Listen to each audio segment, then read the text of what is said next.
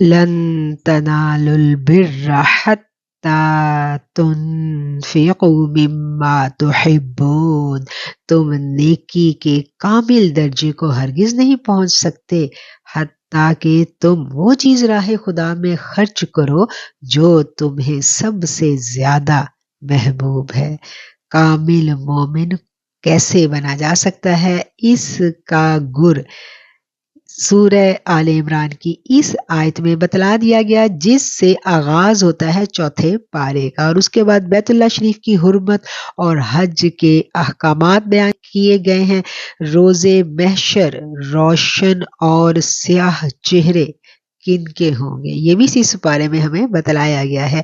امت محمدیہ صلی اللہ علیہ وآلہ وسلم ایک بہترین امت قرار دے دی گئی، الحمدللہ۔ کفار و منافقین سے دلی دوستی کی ممانعت، غزوہ بدر اور احد کے واقعات، منافقین کے احوال اور رویے، مضبوط اور کمزور ایمان والوں کے احوال بھی اسی صورت میں بتائے گئے ہیں، توبہ کا بیان، ذکر الہی اور کائنات پر تفکر کی دعوت، کامل ایمان والوں کی صفات اور عمل بالمعروف اور نہی عن المنکر کی اہمیت اور ضرورت اسی سپارے میں بیان کی گئی ہے۔ اس کے بعد آتی ہے جی سورہ نساء۔